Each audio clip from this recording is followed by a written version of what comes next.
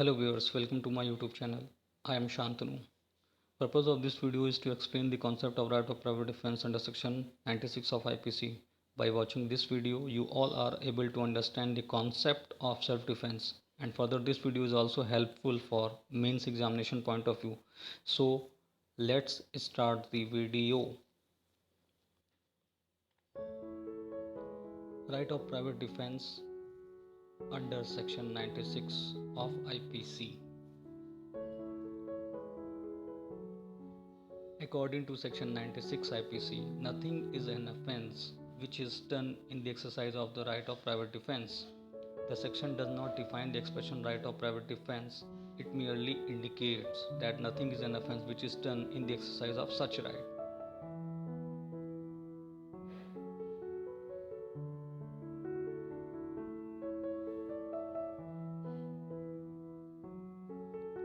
Section 96 to 106 IPC codify the entire law relating to right of private defense of person and property, including the extent of and the limitation to the exercise of such right.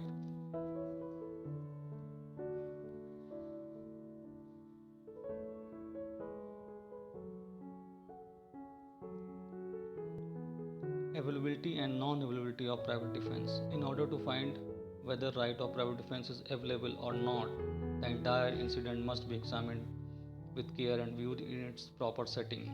The injuries received by the accused, the imminence of threat to his safety, the injuries caused by the accused, and the circumstances whether the accused had time to have recourse to public authorities are all relevant factors to be considered on a plea of private defense.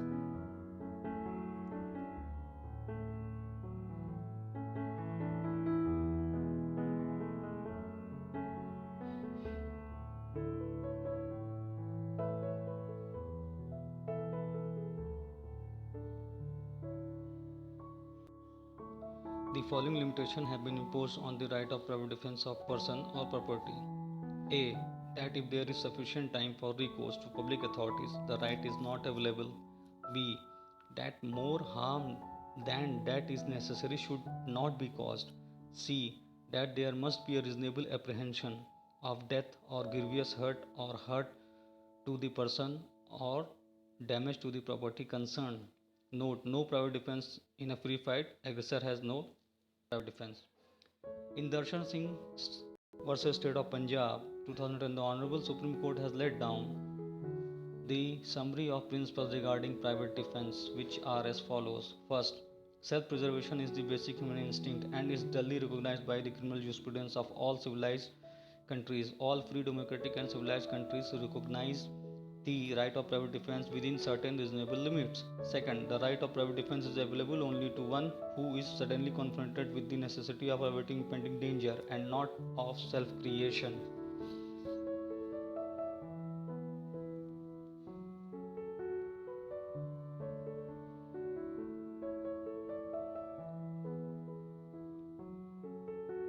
Third, a mere reasonable apprehension is enough to put the right of self defense into operation.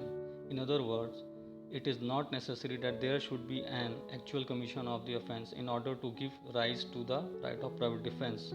Fourth, the right of private defense commences as soon as a reasonable apprehension arises and it is coterminous with the duration of such apprehension.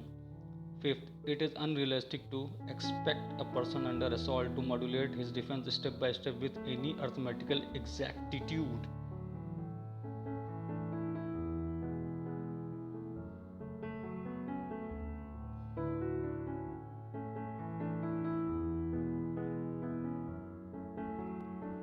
Sixth, in private defense, the force used by the accused ought not to be wholly disproportionate or much greater than necessary for protection of the person or property.